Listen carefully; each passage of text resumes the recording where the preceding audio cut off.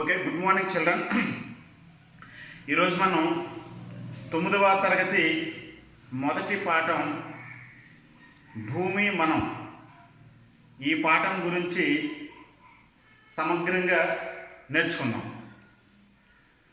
ముందుగా ఈ పాఠానికి సంబంధించి చాలా విషయాలు అంతర్లీనంగా ప్రస్తావించబడ్డాయి ఈ పాఠంలో. ఇందులో రచయిత యొక్క ముఖ్య ఉద్దేశం ఏంటంటే పిల్లవాడికి శాస్త్రీయమైన పదాలు చెప్పి, నిర్వచనాలు చెప్పి, సిద్ధాంతాలు చెప్పి, విషయం మీద భయాన్ని పుట్టించటం అనేది కరెక్ట్ కాదు. కాబట్టి తెలిసిన విషయాలతో ప్రారంభించి శాస్త్రం మీద ఆసక్తిని పెంచే విధంగా ఈ పాఠాన్ని వ్రాయటం జరిగింది.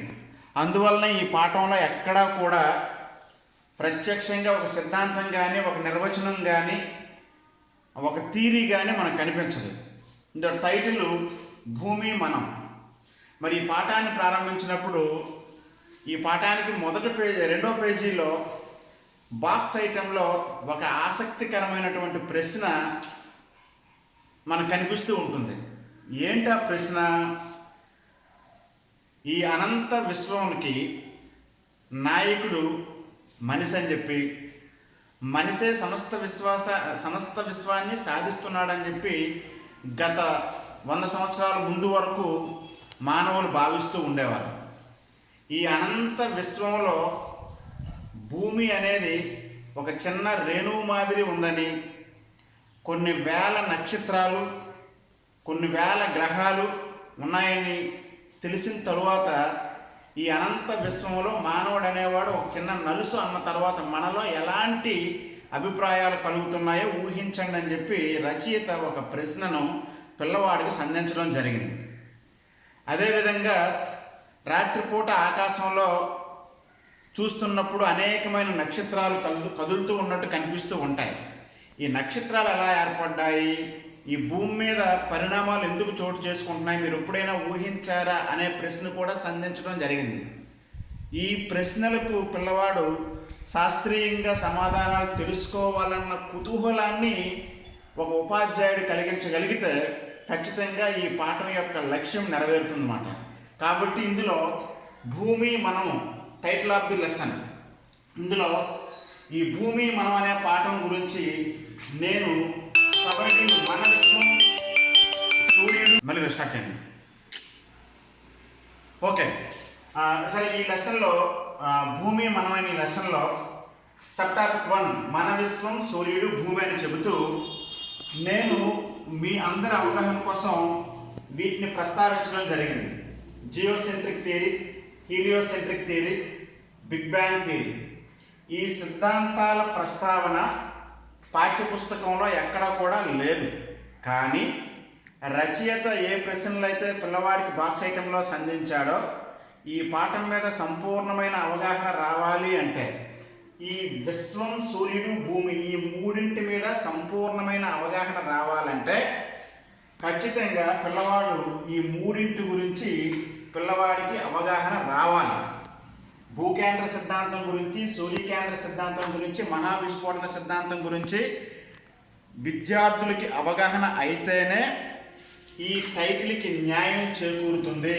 మన విశ్వం సూర్యుడు భూమి అని చెప్పి.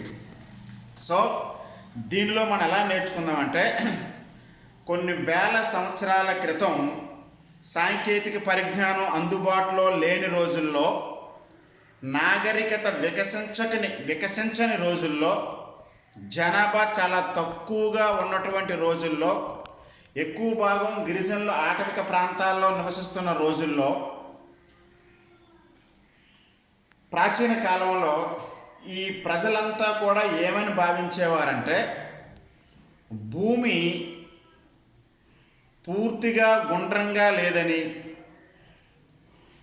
భూమి బల్లపరుపుగా ఉందని, చాలా దూరం నడిస్తే ఎక్కడో భూమి కంచులుంటాయని పడిపోతామని చెప్పి భావించేవారు. అదేవిధంగా పగలు ఒకవైపు సూర్యుడు కనిపించడం, ఉదయం పూట సాయంత్రం అయ్యేసరికి రెండో వైపు సూర్యుడు కనిపించడం. అదేవిధంగా రాత్రుళ్ళు చంద్రుడు రాత్రి మొదటి జాములో చంద్రుడు ఒక పక్క కనిపించడం, చివరి జాములో చంద్రుడు వేరే పక్క కనిపించడం. ఇలా జరగడం వలన ఏమవుతుందంటే సూర్యుని చుట్టూ భూమి చుట్టూ సూర్యుడు చంద్రుడు తిరుగుతున్నాయేమో, ఈ మొత్తం విశ్వానికి భూమే ఆధారమేమో, సో ఈ భూమి చుట్టూ సూర్యుడు చంద్రుడు లాంటివి తిరుగుతున్నాయేమో అన్నటువంటి అనుమానం కలుగుతూ ఉండేదన్నమాట. సో అదే సందర్భంలో భూమి బల్లపరుపుగా లేదని, భూమి గుండ్రంగా ఉందని, భూమి యొక్క చుట్టుకొలతను, భూమి యొక్క ఆకారాన్ని, భూమి యొక్క ఘనపరిమాణాన్ని శాస్త్రీయంగా ప్రపంచానికి తెలియచెప్పిన మొట్టమొదటి శాస్త్రవేత్త క్లాడియస్ టాలమీ. సో ఈ క్లాడియస్ టాలమీ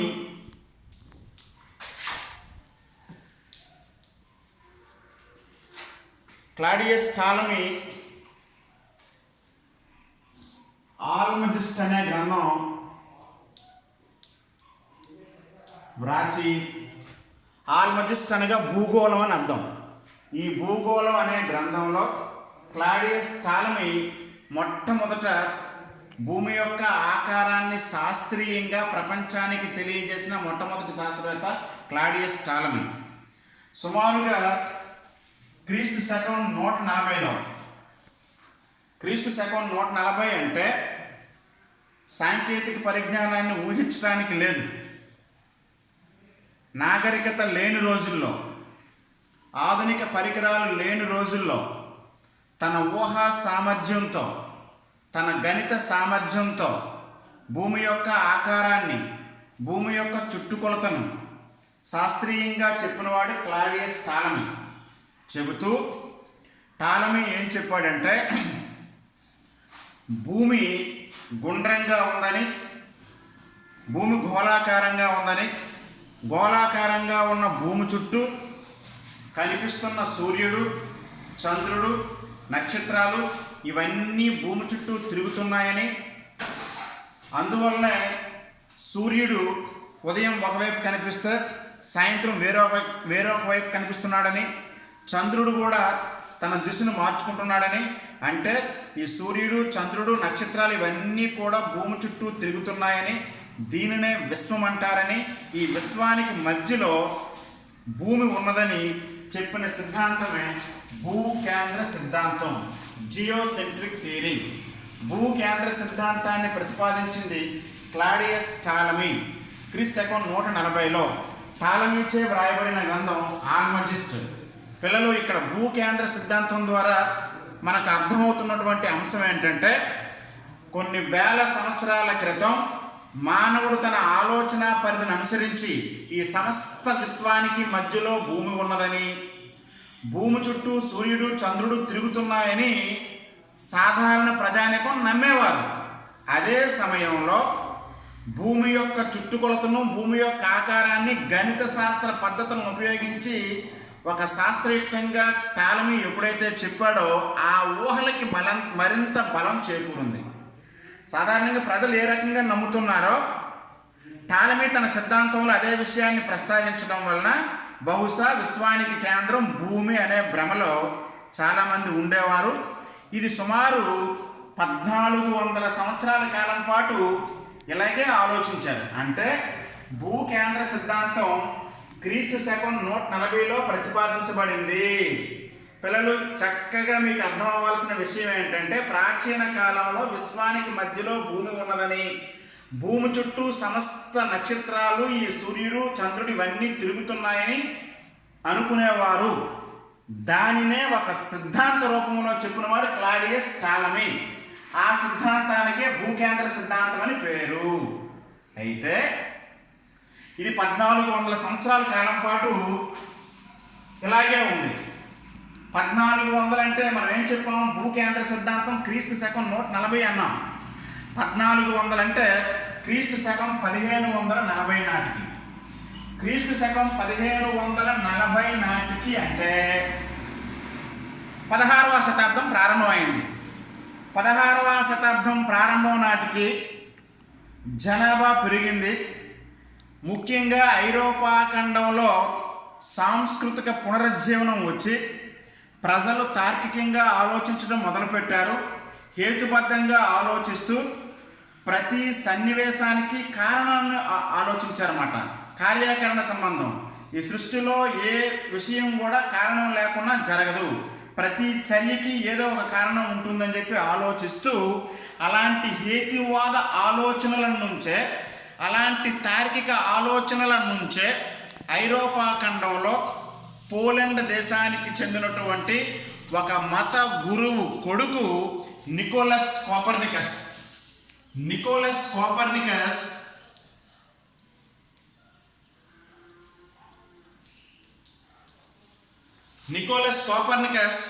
పోలాండ్ దేశానికి చెందినటువంటి గొప్ప ఖగోళ శాస్త్రవేత్త. నికోలస్ కోపర్నికస్ తండ్రి గారు ఒక మత గురువు. ఇతను ప్రతి విషయాన్ని తార్కికంగా ఆలోచిస్తూ నిత్యము తన ఆలోచనలను సూర్యుడి మీద పెడుతూ ఉండేవాడు. ఉదయాన్న సూర్యుడు గుండ్రంగా ఎర్రగా కనిపిస్తున్నాడు, అదేవిధంగా సాయంకాలం పూట కూడా అదేవిధంగా కనిపిస్తున్నాడు. అసలు సూర్యునిలో ఎంత వేడి ఎందుకు వస్తున్నది, అసలు సూర్యుడు ఘన పదార్థమా వాయు పదార్థమా మొదలగు విషయాలని ఆలోచించి శోధించి సూర్యునికి సంబంధించినటువంటి అనేకమైన అంశాలను తన అభిరుచి మూలంగా నేర్చుకోవాలన్న కుతూహలం, ఏదో తెలుసుకోవాలన్న తపన, ఒక సత్యాన్ని బయటికి తీసుకురావాలన్నటువంటి తార్కికమైనటువంటి ఆలోచనతో నికోలస్ కోపర్నికస్ భూకేంద్ర సిద్ధాంతాన్ని అధ్యయనం చేసి బహుశా భూమి యొక్క ఆకారము, భూమి యొక్క పరిమాణము కరెక్ట్ అయితే కావచ్చు, భూమి చుట్టూ ఈ సూర్యుడు చంద్రుడు తిరగటం లేదు, భూకేంద్ర సిద్ధాంతం తప్పు, ఖచ్చితంగా దీనికి గల కారణాలను నేను తెలుసుకుంటానన్నటువంటి ఒక సత్సంకల్పంతో, దృఢమైనటువంటి సంకల్పంతో ప్రయత్నం చేస్తూ ఈయన Nicolaus Copernicus on the heavenly bodies అనే ఒక గ్రంథం రాస్తాడు ఈయన. ఆ గ్రంథంలో సూర్యునికి సంబంధించినటువంటి అనేకమైన అంశాలను వెలుగులోకి తీసుకొచ్చాడు. నికోలస్ కోపర్నికస్ మొదట చెప్పింది ఏంటంటే, సూర్యుడు అనేక వాయువుల సమ్మేళనం. భూమి ఘన పదార్థం, సూర్యుడు అనేక వాయువుల సమ్మేళనం. కొన్ని వేల టన్నుల వాయురాశి సూర్యగోళంలో నిక్షిప్తమై ఉన్నది. సూర్యగోళంలో ఎక్కువగా ఉండే వాయువు హైడ్రోజన్. సూర్యునిలో ఉన్నటువంటి హైడ్రోజన్ పరమాణువులు ఢీకొని హీలియం పరమాణువులుగా మార్పు చెందడాన్ని కేంద్రక సంలీనం అంటారు. కేంద్రక సంలీనం అనే ప్రక్రియ వలన సూర్యగోళం నుంచి నిరంతరం ఉష్ణం జనిస్తుంది. భూమితో పోలిస్తే సూర్యుడు 13 లక్షల రెట్లు పెద్దవాడు. 13 లక్షల రెట్లట. సూర్యగోళం భూమితో పోలిస్తే 13 లక్షల రెట్లు. 13 లక్షల భూగోళాలు ఈక్వల్ ఒక సూర్యుడు.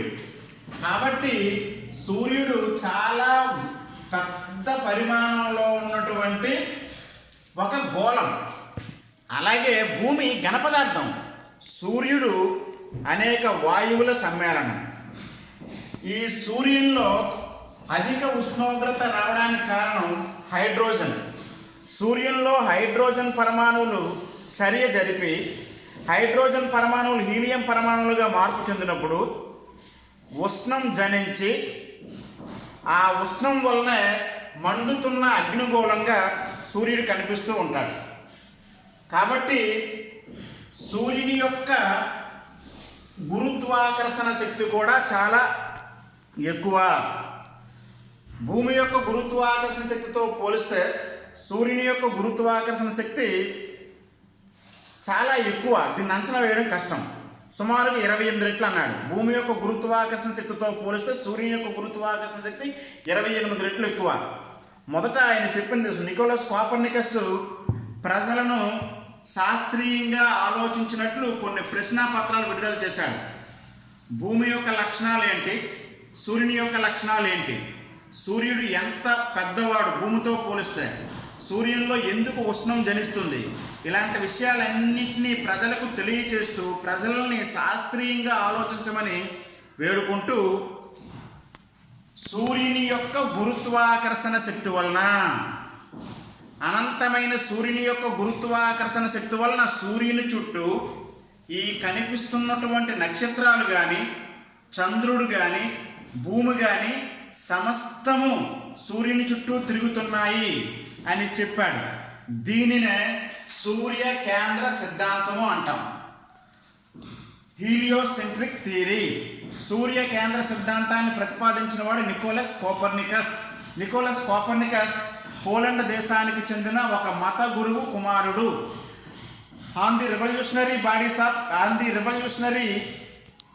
థింగ్స్ ఆఫ్ హెవెన్లీ బాడీస్, సూర్యుని చుట్టూ కొన్ని గోళాలు తిరుగుతున్నాయని తెలియచేస్తూ ఒక గ్రంథాన్ని రాశాడు నికోలస్ కోపర్నికస్. ఆ గ్రంథంలో నికోలస్ కోపర్నికస్ సూర్యునికి భూమికి మధ్య పోలికలు తెలుపుతూ, భూమితో పోలిస్తే సూర్యుడు 13 లక్షల రెట్లు పెద్దవాడని, భూమి కన్నా సూర్యుడు 3,33,000 రెట్లు బరువైన వాడని, భూమి యొక్క గురుత్వాకర్షణ శక్తి కన్నా సూర్యుని యొక్క గురుత్వాకర్షణ శక్తి 28 రెట్లు ఎక్కువని, సూర్యుడు అనంతమైన వాయువులతో ఉన్నాడని, సూర్యుని యొక్క గురుత్వాకర్షణ శక్తి వల్ల మనలాంటి భూమితో పాటు చాలా గ్రహాలు సూర్యుని చుట్టూ తిరుగుతున్నాయి.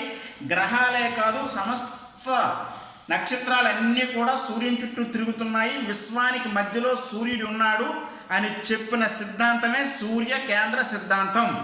ఈ సూర్య కేంద్ర సిద్ధాంతాన్ని ప్రతిపాదించిన వాడు నికోలస్ కోపర్నికస్. ఓకే పిల్లలు, మరి విశ్వానికి కేంద్రం మొదట భూమి అనుకున్నాం, అది తప్పు అని తెలిసిపోయింది.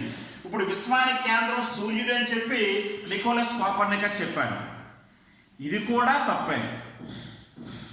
సంవత్సరాలు గడుస్తున్నాయి, టెక్నాలజీ పెరుగుతుంది, అనేక రకాలైన టెలిస్కోపులు కనుగొనబడ్డాయి. మానవుడు అంతరిక్షంలోకి వెళ్ళాడు, మానవుడు చంద్రమండలం మీదకి వెళ్ళాడు, మానవుడు మిగతా గ్రహాల మీద కూడా వెళ్ళడానికి ప్రయత్నాలు జరుగుతూ ఉన్నాయి. ఈ సందర్భంలోనే అత్యంత శక్తివంతమైన టెలిస్కోప్ ఒకటి కనుగొనబడింది. అత్యంత శక్తివంతమైన టెలిస్కోప్ హబుల్ టెలిస్కోప్. సో ఈ హబుల్ టెలిస్కోప్తో పాటు ఇంకా శక్తివంతమైన టెలిస్కోపుల్ని ప్రపంచ ప్రఖ్యాతిగాంచినటువంటి అమెరికా అంతరిక్ష పరిశోధనా సంస్థ వారు, NASA, national aeronautical space administration, not agency. NASA అనేది అమెరికా దేశానికి చెందిన అంతరిక్ష పరిశోధనా సంస్థ. నేషనల్ ఏరోనాటికల్ స్పేస్ అడ్మినిస్ట్రేషన్ వారు, నాసా వారు అనేక ప్రయోగాలు చేస్తున్నారు. ఈ ప్రయోగాల్లో భాగంగా ఇందులో ప్రయోగాలు ఎక్కడి నుంచి జరుగుతున్నాయి? భూమి మీద నుంచి జరుగుతున్నాయి. భూమి యొక్క ఉత్తర ధ్రువం నుంచి, భూమి యొక్క దక్షిణ ధ్రువం నుంచి అనేక రకాలుగా ఆకాశాన్ని పరిశీలన చేస్తే, భూమి యొక్క ఉత్తర ధ్రువం నుంచి పరిశీలన చేస్తే మన సూర్యుడు లాంటి నక్షత్రాలు, చాలా నక్షత్రాలు గుంపులు గుంపులుగా ఉన్నాయని, ఈ విశ్వంలో చాలా నక్షత్రాలు గుంపులు గుంపులుగా ఉన్నాయని, ఈ గుంపు అనేది ఒక ప్రత్యేకమైన ఆకర్షణ శక్తిచే బంధించబడి ఉంటుందని చెప్పి చెప్పడం జరిగింది. ఇదే సందర్భంలో సర్ ఐజాక్ న్యూటన్ అనే భౌతిక శాస్త్రవేత్త విశ్వ గురుత్వాకర్షణ సిద్ధాంతం గురించి చెప్పడం జరిగింది. ఏంటి విశ్వ గురుత్వాకర్షణ సిద్ధాంతం?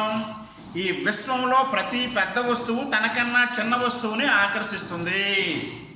దీనినే విశ్వ గురుత్వాకర్షణ సిద్ధాంతం అంటారు. కాబట్టి ప్రతి పెద్ద వస్తువు చిన్న వస్తువుని ఆకర్షిస్తుంది. ఇది విశ్వ గురుత్వాకర్షణ సిద్ధాంతంలో ఐజాక్ న్యూటన్ చెప్పినటువంటి మాట. దీని ప్రకారం ఆలోచిస్తే భూమి యొక్క ఉత్తర ధ్రువం నుంచి చూస్తే అనేకమైన నక్షత్రాలు గుంపులుగా ఉన్నాయన్నాం.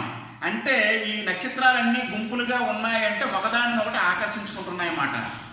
కాబట్టి ఇప్పుడు ఒక కొత్త పదం వెలుగులోకి వచ్చింది. మన సూర్యుడు అనే ఒక నక్షత్రం ఒక గుంపులో ఉన్నాడని, ఆ గుంపు మధ్యలో ఉన్నాడని, ఆ గుంపులో ఉన్న నక్షత్రాలు ఒకదానిచే ఒకటి ఆకర్షించబడి ఉన్నాయని, ఈ నక్షత్రాలన్నీ పైనుంచి కిందికి భూమి మీదకి పడిపోతున్నట్టు, ఈ నక్షత్రాలన్నీ పైనుంచి కిందికి పాలు కారుతున్నట్టు కనిపిస్తున్నాయని చెప్పి దీనికి మిల్కీ వే అని పేరు పెట్టారు. మిల్కీ వే. తర్వాత క్షీరపథము. మరొకసారి దీన్ని స్పష్టంగా చెప్పుకుందాం. భూమి యొక్క ఉత్తర ధ్రువం నుంచి అనేక పరిశోధనలు చేసినప్పుడు ఆకాశం నుంచి ఒక నక్షత్రాల గుంపు భూమిపైకి రాలుతున్నట్టు, ఆ గుంపులోనే సూర్యుడు అనే నక్షత్రం ఉన్నట్టు, ఈ నక్షత్రాలన్నీ పైనుంచి కిందికి పాలు కారుతున్నట్టు కనిపిస్తున్నాయి. కాబట్టి దీన్ని పాలవెల్లి, ఆకాశం నుంచి నీరు కిందకు పడుతున్నట్టు కనిపిస్తుంది. కావున ఆకాశగంగ, పాలవెల్లి లేదా ఆకాశగంగ లేదా పాలపుంత అన్నారన్నమాట. ఇది ఏంటంటే శాస్త్రం యొక్క పరిధి పెరుగుతున్న కొలది, టెక్నాలజీ పెరుగుతున్న కొలది ఈ రోజుకి నిజమైన సిద్ధాంతం రేపటికి తప్పు అవ్వచ్చు. కాబట్టి ఎలా ఆలోచించారు? నక్షత్రాలు గుంపులుగా ఉన్నాయని కనుగొన్నారు. ఎందుకు గుంపులుగా ఉన్నాయి? దానికి సమాధానం ఐజాక్ న్యూటన్ చెప్పాడు. ఒకదానినొకటి ఆకర్షించుకున్నాయి కాబట్టి. ఆ రకంగా ఒకదానినొకటి ఆకర్షించుకుంటున్న కొన్ని నక్షత్రాల గుంపులు పైనుంచి కిందికి భూమి మీద పాలు కారుతున్నట్టు కనిపిస్తున్నాయి. కాబట్టి దానికి పాలవెల్లి లేదా ఆకాశగంగ అన్నారు. మరి ఈ పాలవెల్లి లేదా ఆకాశగంగ అంటే ఒక నక్షత్రాల గుంపు అన్నాం. ఆ నక్షత్రాల గుంపులో ఎన్ని నక్షత్రాలు ఉన్నాయి? కొన్ని వేల నక్షత్రాలు అంటాం తప్ప ఆ కొన్ని వేల ఎన్ని వేలో చెప్పలేం. ఆ కొన్ని వేలు అనేవి ఎన్ని వేల్లో చెప్పడం కష్టం. సో కాబట్టి ఆ తరువాత కాలంలో ఇంకా పరిశోధనలు ప్రారంభమైతే సూర్యుడి కన్నా పెద్ద నక్షత్రాలు చాలా ఉన్నట్టు కనుగొన్నారు. విశ్వంలో ఇప్పటి వరకు కనుగొన్న నక్షత్రాల్లోకెల్లా అతిపెద్ద నక్షత్రం చాలా ఉన్నాయి. అతిపెద్ద ఎప్సిలాన్ అరిగా అని చెప్పి విశ్వంలో ఇప్పటి వరకు కనుగొన్న అతిపెద్ద నక్షత్రం ఎప్సిలాన్ అరిగా. దీనికన్నా పెద్ద నక్షత్రాలు ఉండొచ్చు అని చెప్పి చాలామంది భావిస్తున్నారు. అలాగే సూర్యునికి సమీపంలో ఉన్న నక్షత్రం ప్రాక్సిమా సెంటియారి.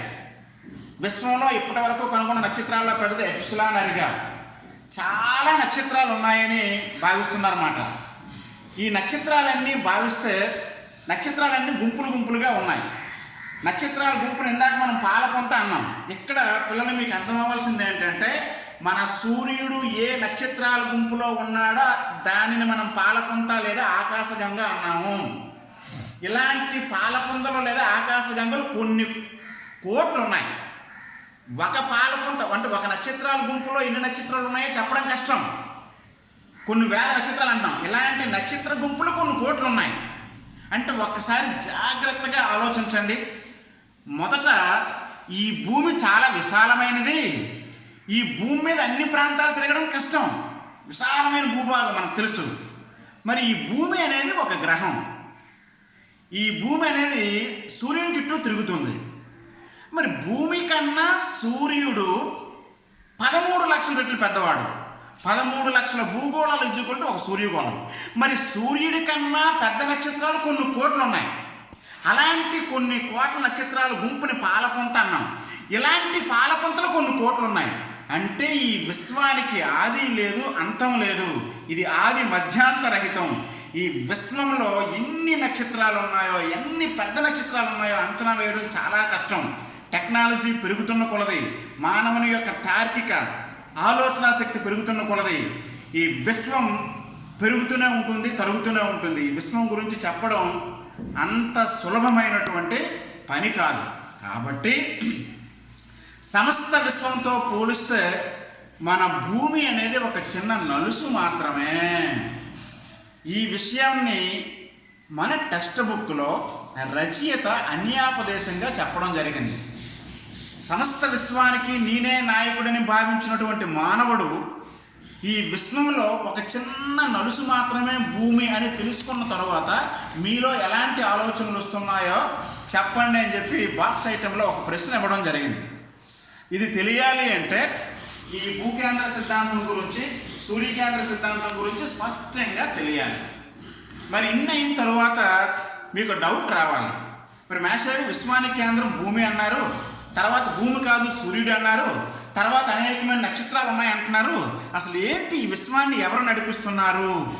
ఈ విశ్వాన్ని ఎవరు నడిపిస్తున్నారు అనే ప్రశ్నకు సమాధానం ఇంతవరకు ఎవరూ చెప్పలేదు.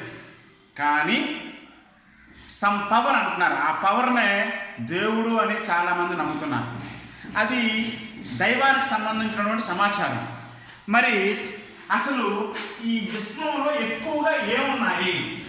విశ్వంలో ఎక్కువగా ఏమున్నాయి అంటే నక్షత్రాలు ఉన్నాయి. కొన్ని వేల నక్షత్రాల సముదాయాన్ని విశ్వం అన్నాం. నక్షత్రం అంటే ఏంటి? అనేక వాయువుల సమ్మేళనం. మరి మన టెక్స్ట్ బుక్ ప్రకారం 1370 కోట్ల సంవత్సరాల క్రితం 1370 కోట్ల సంవత్సరాల క్రితం ఏమీ లేదు. సమస్తం ఈ నక్షత్రాలు కానీ ఏమీ లేనప్పుడు ఏమంటాం? దాన్ని శూన్యం అంటాం. మరి ఈ శూన్యంలో ఏముంది? అనంతమైనటువంటి వాయురాశి ధూళి.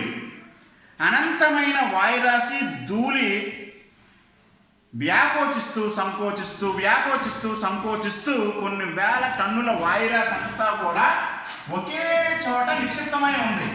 1370 కోట్ల సంవత్సరాల క్రితం 1370 కోట్ల సంవత్సరాల క్రితం అనంతమైన వాయురాశి ఏమీ లేనప్పుడు, ఈ నక్షత్రాలు ఇవేమీ లేనప్పుడు అనంతమైన వాయురాశి ఒకే చోట నిక్షిప్తమై ఉన్నప్పుడు ఈ వాయురాశిలో జనించినటువంటి విద్యుత్ శక్తి బలం కావచ్చు, ఇంకో రకమైన బలం కావచ్చు. ఈ అనంతమైన వాయువులు సంకోచించి వ్యాకోచించి అపారమైన ఉష్ణం జనించి ఈ అనంతమైన వాయురాశిలో పెద్ద విస్ఫోటనం సంభవించింది. ఈ అనంతమైన వాయువులు అన్ని వైపులా విసిరివేయబడ్డాయి. అన్ని వైపులా విసిరివేయబడిన తరువాత ఏ ప్రాంతానికి విసిరివేయబడినటువంటి వాయురాశులు ఆయా ప్రాంతాల్లో ఆ వాయువుల్లో ఉన్నటువంటి ఆ వాయురాశిలో ఉన్నటువంటి హైడ్రోజన్ వాయువులు చర్య జరిపి హీలియంగా మారి ఉష్ణాన్ని ఉత్పత్తి చేశాయి. ఎక్కడి నుంచి అయితే ఉష్ణం ఉత్పత్తి అవుతుందో ఆ ప్రాంతాలన్నీ కూడా నక్షత్రాలుగా పిలువబడ్డాయి. ఈ నక్షత్రాల సమాహారమే విశ్వం. సో కాబట్టి ఈ రకంగా విశ్వము ఆవిర్భవించింది. దీనినే మహావిస్ఫోటన సిద్ధాంతం, బిగ్ బ్యాంగ్ థియరీ అంటాం. Big bang theory. విశ్వము ఎవరు నడిపిస్తున్నారు? విశ్వానికి మధ్యలో భూకేంద్ర సిద్ధాంతం, విశ్వానికి మధ్యలో సూర్యకేంద్ర సిద్ధాంతం.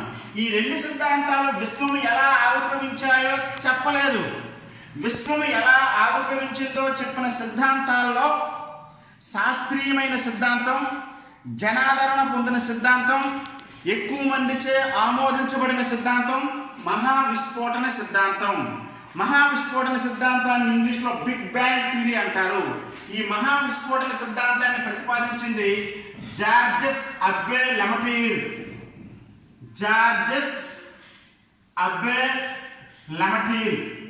ఈ జార్జెస్ అబ్బే లెమటీర్ అనే బెల్జియం దేశానికి చెందినటువంటి ఖగోళ శాస్త్రవేత్త ఈ సిద్ధాంతాన్ని ప్రతిపాదించాడు. విశ్వము ఎలా ఆవిర్భవించిందో చాలా సిద్ధాంతాలు ఉన్నాయి. ఇంకా విశ్వం ఎలా ఆవిర్భవించిందో సశాస్త్రీయమైన సిద్ధాంతం రాలేదు. చాలా సందేహాలు ఉన్నాయి. అయినప్పటికీ ఒక పెద్ద విస్ఫోటనం వల్ల విశ్వము ఆవిర్భవించిందని చెప్పినటువంటి జార్జెస్ అబ్బే లెమటీర్ సిద్ధాంతాన్ని ఎప్పటికీ ఎక్కువ మంది ఆమోదిస్తున్నారు. దీని ప్రకారం బిగ్ బ్యాంగ్ థియరీ ప్రకారం ఇక్కడ బిగ్ అంటే పెద్ద, బ్యాంగ్ అంటే విస్ఫోటనం, పెద్ద విస్ఫోటనం. అచ్చ తెలుగులో పెద్ద ప్రేలుడు సిద్ధాంతం అంటాం. విశ్వము ఎలా ఆవిర్భవించింది? పెద్ద ప్రేలుడు సిద్ధాంతం వల్ల ఆవిర్భవించింది. సో ఈ పాఠంలో చాలా చక్కగా ఒక బాక్స్ ఐటెంలో ఇచ్చినటువంటి ఒక చిన్న ప్రశ్నకి సమాధానం చెప్పాలి అంటే ఖచ్చితంగా వీటి గురించి తెలియాలి. భూకేంద్ర సిద్ధాంతం గురించి, సూర్యకేంద్ర సిద్ధాంతం గురించి, మహావిస్ఫోటన సిద్ధాంతం గురించి మీకు తెలిస్తే, పిల్లవాళ్ళకి బాగా అర్థమైతే రాబోయే కాలంలో వాళ్ళు శాస్త్రీయంగా ఆలోచించడానికి, తార్కికంగా ఆలోచించడానికి, ఈ దేశ భవిష్యత్తుకి అవసరమైనటువంటి వైజ్ఞానిక సంపదను సృష్టించడంలో వాళ్ళు పాలు పంచుకోవడానికి అవకాశం ఉంటుందన్నమాట. కాబట్టి ఈ పాఠాన్ని బోధించినప్పుడు ఈ విషయాలన్నీ కూడా గుర్తించి మనం బోధించగలిగితే ఈ పాఠం యొక్క లక్ష్యం నెరవేరుతుంది. Thank you very much. రేపటి వీడియోలో భూమి ఎలా ఏర్పడింది, విశ్వం ఎలా ఏర్పడిందో చెప్పాము మనం ఈ పాఠంలో. ఈ విశ్వం నుంచి భూమి ఎలా ఏర్పడింది, భూమి పరిమాణం ఎంత, భూమి లోపల ఏం జరుగుతుందో మొదలగు విషయాలు రేపటి వీడియోలో నేర్చుకుని. Thank you very much.